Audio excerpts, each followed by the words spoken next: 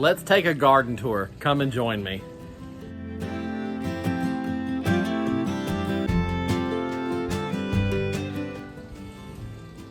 What's up, guys? Thank you so much for joining me today here on the channel, and welcome to the Horticulture Geek Gardens.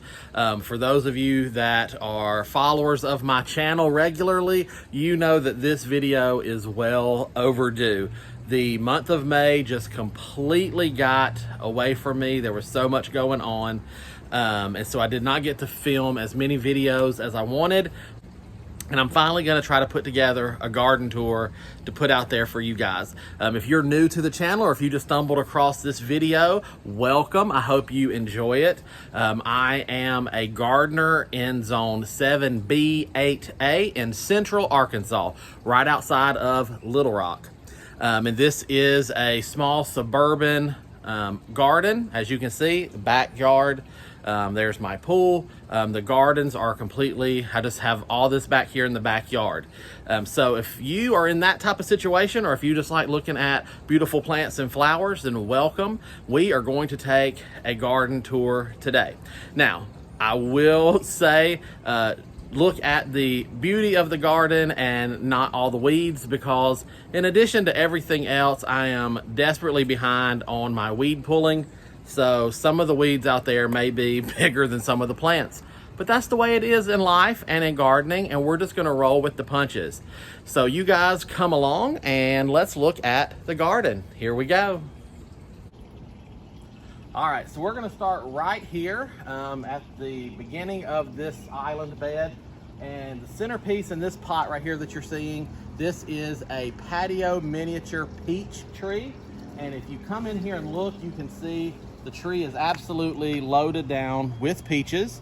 Even though this is a dwarf variety miniature peach, it puts out full-size peach fruit. I have showcased this in videos in the past. Wonderful peach tree, I love it. And it just is a good structural anchor point here at this section of the garden. Right behind or below me here, you can see some different things. I've got some. So right here, yes, so this is a purple heart or a wandering Jew, and we just noticed a little friend here hiding on this stake. So there you go. And then right here on this wall, you can see some unplanted things. A lot of these are clearance rack plants that were rescued off the clearance racks at big box stores. And I kind of have them here. I've been working on them to get them rejuvenated, and I have a planting project for them here very soon. Right here, I have my onion patch, and the onions are just about ready to harvest. You know an onion is ready to harvest when its stem flops over. And so you can see all these onions have flopped over. And again, you can see my wonderful crop of weeds growing around the onions. But I do have some really good sized, beautiful onions here that are ready to harvest. So we will probably do that this week when I have some chance. This section here, as you can see, these are mostly red onions, and they aren't quite ready yet. It's the white and yellows that are really telling me that it's time for them. Let's go up on top of the wall and go this way. So here you can see a view of the patio area. We'll get back over there in just a second.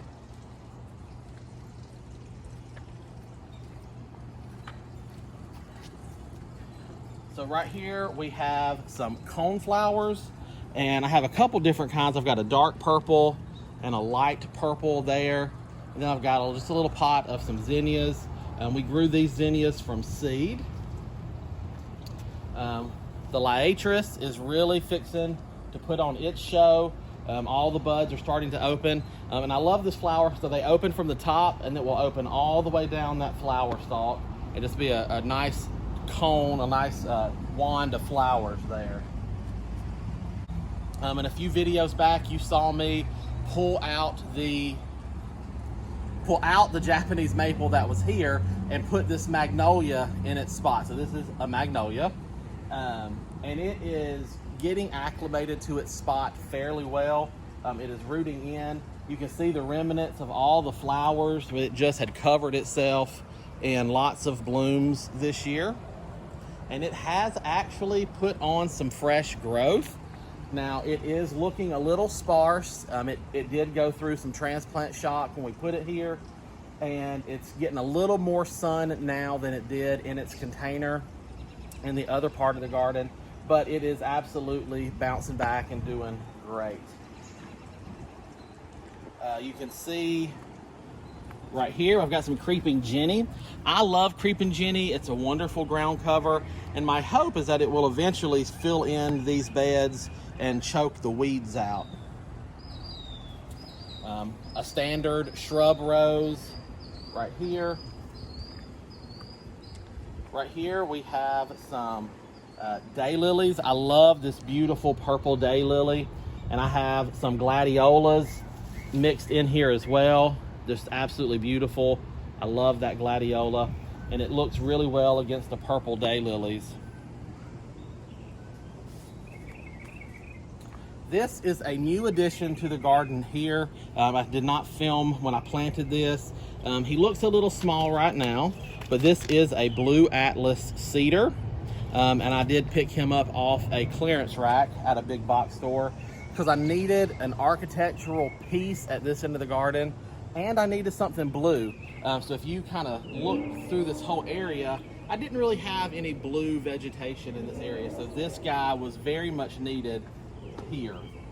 Some more cone flowers through here, some more purples and whites.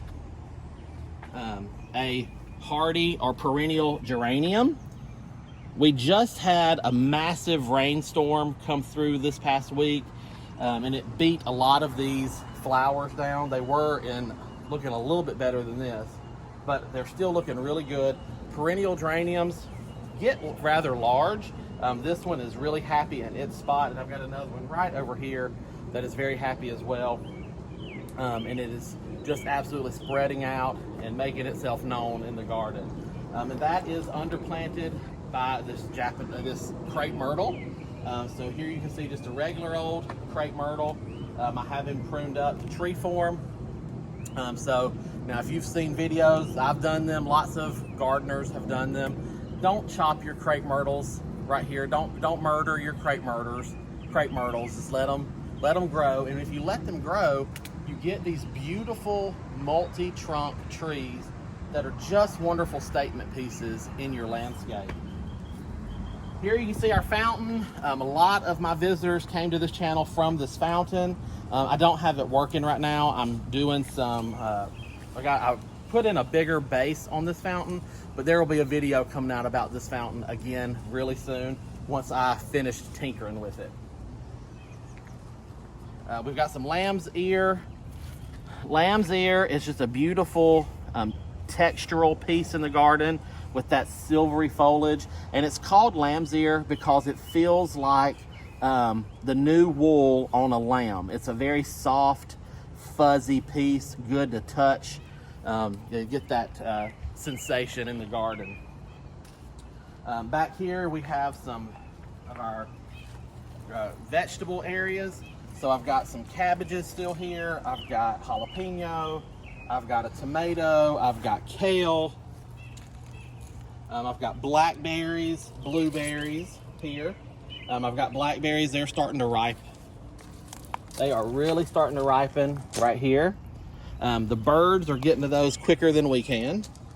And then right here is one of my blueberries. Again, these are getting ripe and almost ready to eat.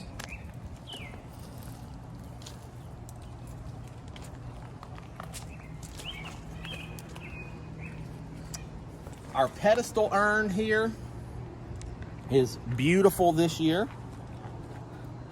This was just a pre-mixed basket that I picked up at a big box store.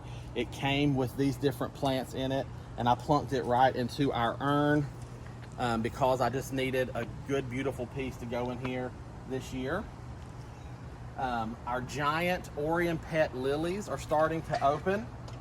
So you can see that big flower back there. Let me see if I can reach in and turn it so you can see it. So as you can see, these absolutely cover themselves with these massive flowers. A hollyhock He is stretching out this way. He wanted some more space and some light, but the hollyhock is absolutely blooming right now and covering itself. The flowers, again, it blooms all the way up the flower stalk, and you can see all the buds that are yet to open. All right, so here we have a salvia, and this, as you can see, is a huge salvia. It has been here for probably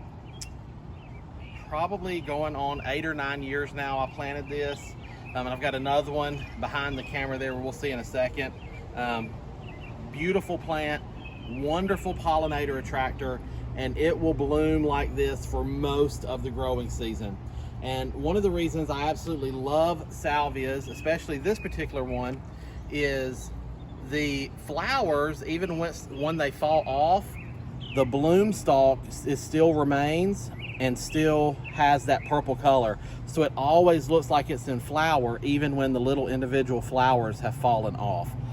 Wonderful color addition and texture addition to any garden. Right here I have some calla lilies poking up. And then back here I have a hibiscus. This one has not bloomed yet, but it is full of buds.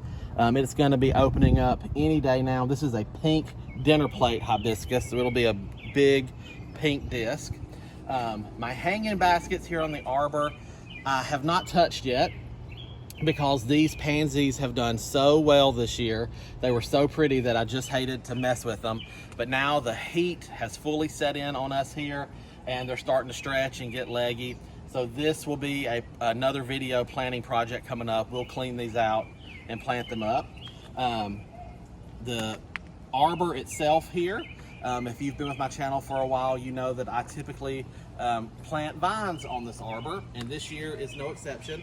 They're actually already planted, and they will, hopefully this week or next, I will start trying to train the vines, here they are right here, up the trellis. So I'll just pick the vines up and start working them around the Arbor and tie them down to get them up into the rest of the trellis here. And another one of the big Orient pet lilies.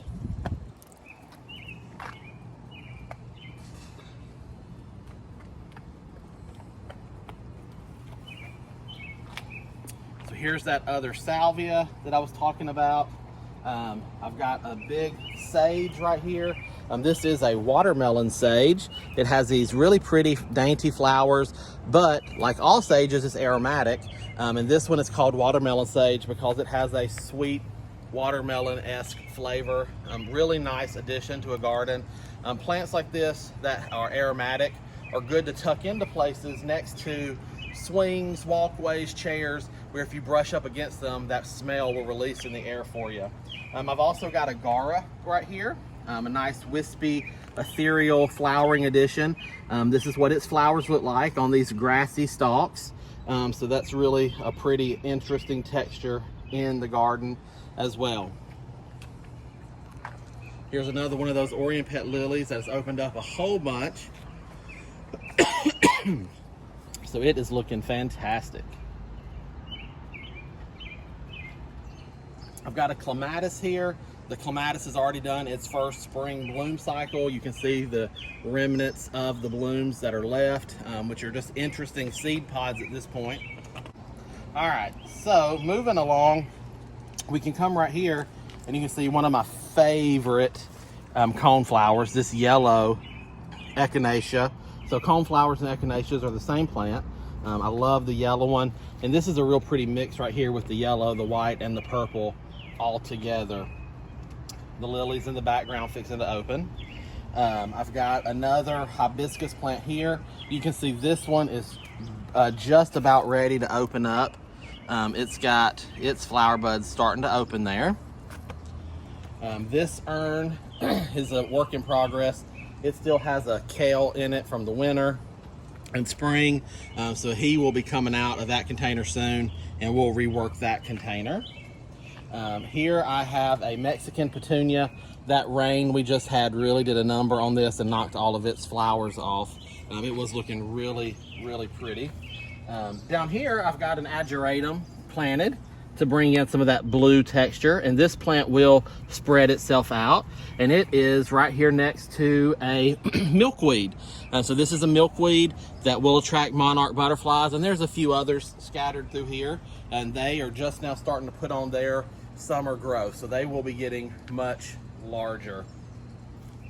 My elephant ear patch, this is always a hit in the garden. In most of my videos, people will comment on the elephant ear patch. Again, this is small. They have just really started to put on their growth for the season. Like I said, this is the first weekend in June. We just finished up May.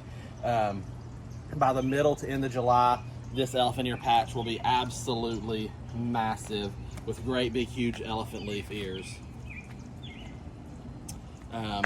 This rose bush, again, this rose bush was here when we bought this house. I don't know the specific variety, but it is an absolute stunner. These roses were a lot prettier before the rain showers beat them to death, but they're still a good little accent right there. And now we're moving into the shade section of the garden. I've just got a basket of impatiens with some caladiums in it. Back here behind that, you can see this dark green plant. That is a ligularia, or a tractor seat plant.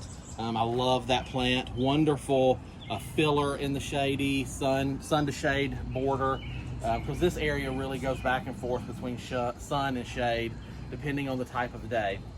And the ligularia will bloom.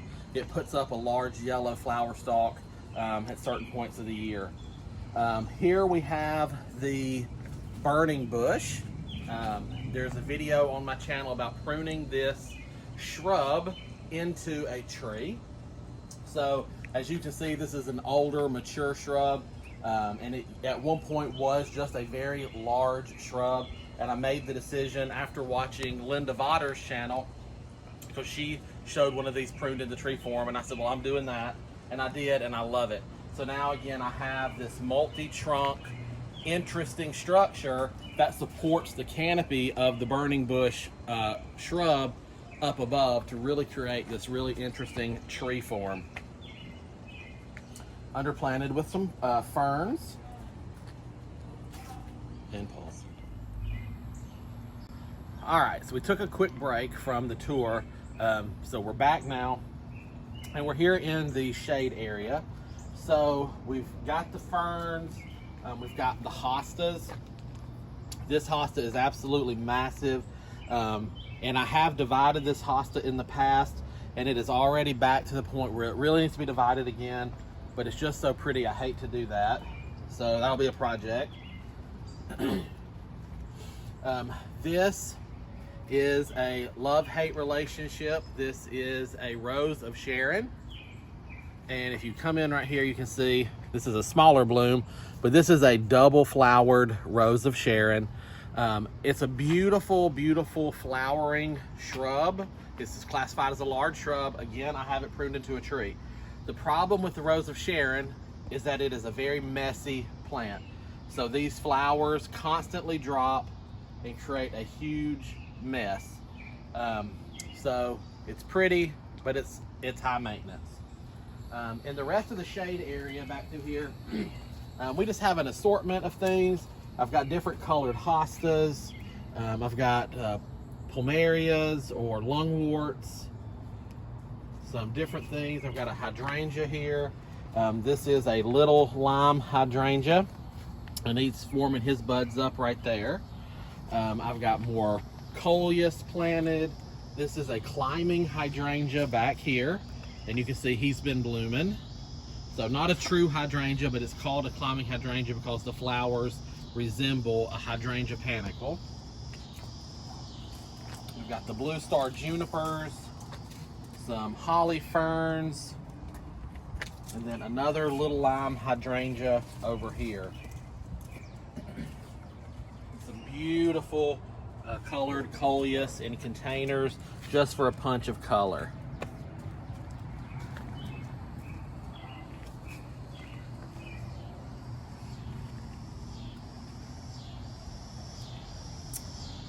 Under the tree here, I've got some hanging pots here. This is a staghorn fern in a hanging basket. But under this tree, I've got caladiums and impatiens ringing the tree.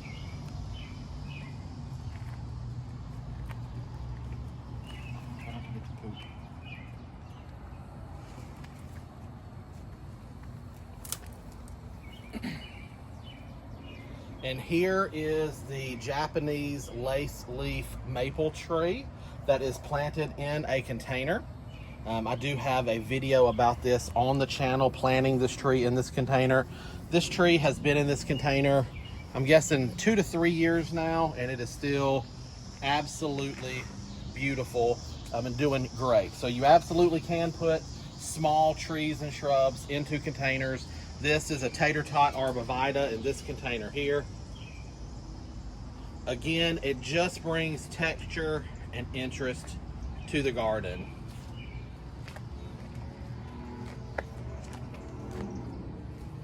All right, right over here, we have the lace cap hydrangea.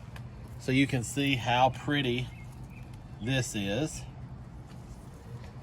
Filling up this corner. You can barely see the bottle tree back there, but it's back there. Some more hostas, some more ferns. I've got a little container of impatiens back here just for a pop of color. I just recently put those in, so they're not very big yet. Here we've got this little fountain. I don't have him turned on right now. I just turned him off for some reason. But just some more lovely things here. This is the antique milking churn, cream separator, the antique cream separator, excuse me, that I use as a plant stand, and you can see all the things around it. And we have our head planter here with the chenille plant as the hair. So that's looking really interesting right now as well. And then if you'll turn around, we'll look here at the patio. So here is the patio this year.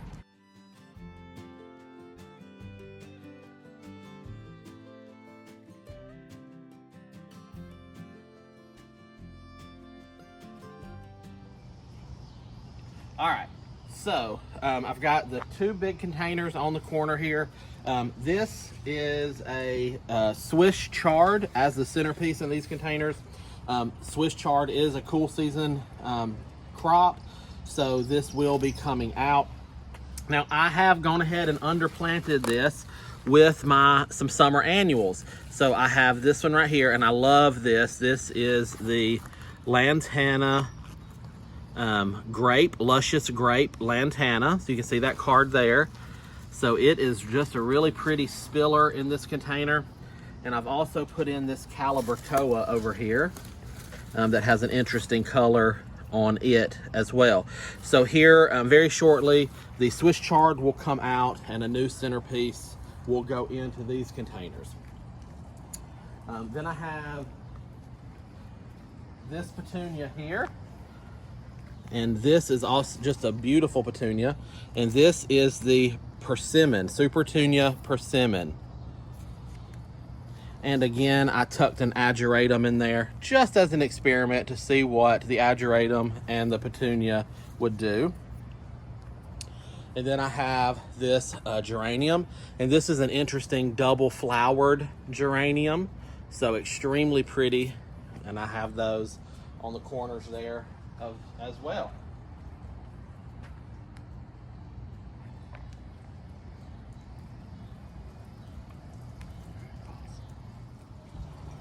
All right, so right off of the patio here, above this little setup, I didn't mention this one. This is just a hanging basket with this coleus in it.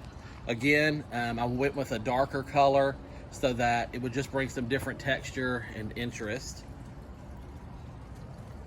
No. And then right here I have some more calla lilies, and these are blooming right here. So these are really pretty.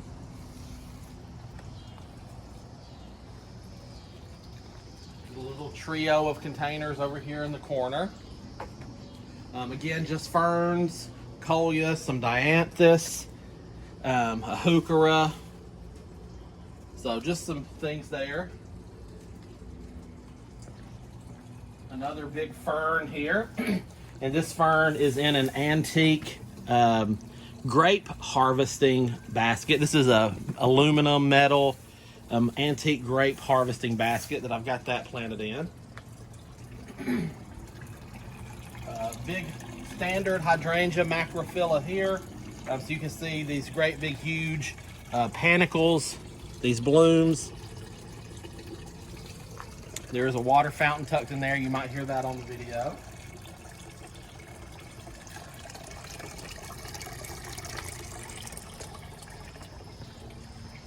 Right here on the other side of the hydrangea is the wheelbarrow planter. I have some perennial heucheras in here. They stay in the wheelbarrow.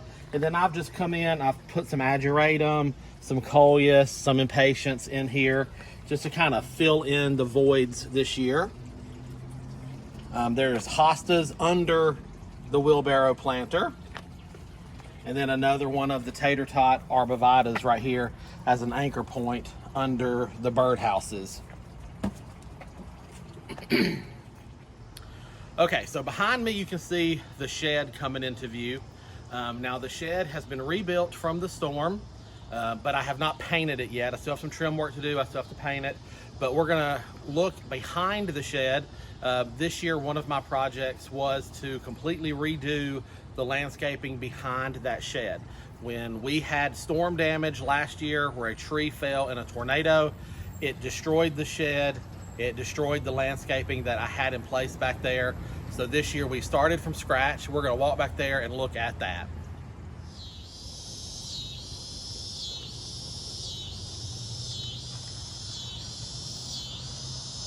All right, so these are mirrored containers here on either side of the shed. I've got some ivy trailing out. I've got some white calibrachoas or super bells, and again, some ageratums. I was really enjoying the ageratums this year. Hostas live in here full time, and the evergreens live in here full time.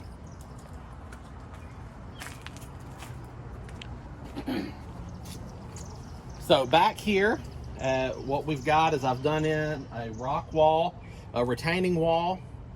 I'm actually still missing one rock here in the center. I'll have to go and find a rock for that. And you can see this is definitely a work in progress still. This is the second magnolia. So again, this magnolia used to live in a container on the front side of my property to the gate back here.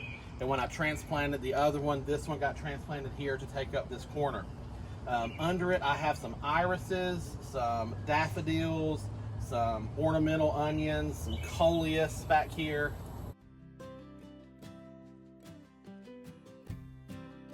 All right, so right here in this section, I've got this container with a yellow shrub rose planted in it. And it's got some creeping jenny and some ajuga in there that will spill out. I had this log right here, this interesting forked log from the tree that fell. So I've just planted a heuchera in the crack of that. I threw some okra plants in here just because I had them and I did not have anything planted here just yet. So these got plumped here. But as you can see, I still have lots of space to play with. There is going to be arbovita planted here, a tall arbovita that will fill in this little corner here and stabilize this little slope eventually. Right here, I plopped in this evergreen. This is a dwarf mugo pine. Again, it's really a soft, interesting texture. This is a pink Sunday salvia. I grew this from seeds, so it's a little on the small side still, but this is its bloom spike starting to form here. And then another shrub rose. This is a pink shrub rose. So I've got the yellow shrub rose, the pink shrub rose, and then I've got the red in the other area. And then this backs right up to where we just were a minute ago with the blackberries and the blueberries. So that is this area behind the shed. Again, it's still a work in progress from all the storm cleanup and damage that happened back here. So we'll continue to work on this area as the summer progresses.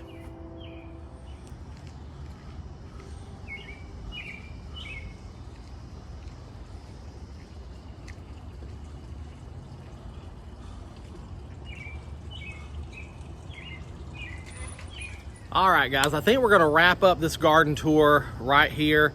I know that was kind of a quick walkthrough of the garden, and I did not necessarily stop and point out every single plant, but hopefully you got a good sense of where the garden is right now. So like I said at the beginning of this video, May just kind of was a blur. It happened. I have not had any time out here to pull weeds and keep on top of those types of things. And we literally had some major, massive rainstorms come through here just several days ago, caused flooding in the area, localized flooding, and it really just beat the garden down. It was a crazy rainstorm. So several of these plants looked a whole lot better just a few days ago, and I wish I would have had the time to get out here and film a garden tour before that happened, but such is life and such is gardening. We can't control the weather, so we just have to roll with the punches. But I did want to end the video here to give you a night shot of the patio, a night-ish shot. We've just about lost daylight here. It probably looks a lot brighter on camera than it really is here. But these are my patio lights. So this is a super simple trick. These are just the C3 Christmas bulbs in all white. And we can actually get up close and let you see a little more.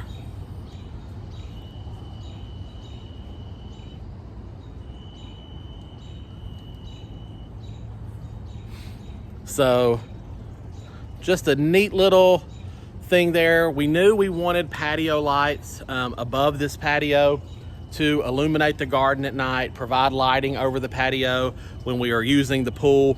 But I didn't want to use the expensive, I didn't want to pay for the expensive patio lights. So next best thing, I just got the C3 all white Christmas lights. I got them on the clearance rack after Christmas. I think they were $4 a box from a big box store, and it took me 5 boxes to do this. So I just strung them up from poles into the house, and so now at nighttime the garden has this beautiful glow, and we can actually be out here and enjoy the space at night. So I hope, again, like I said, you've enjoyed this tour.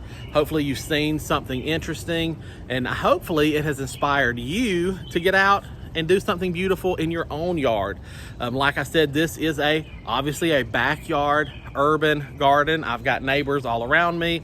I'm not out in the middle of the country on massive amounts of acreage and property, but I have packed a lot of plants and flowers and interesting things into this garden, and I will continue to add and pack things in here as the years progress. So keep coming back and checking me out. We'll do more videos and things throughout this summer, like we do every year, to just kind of show you the progression of the garden through the season.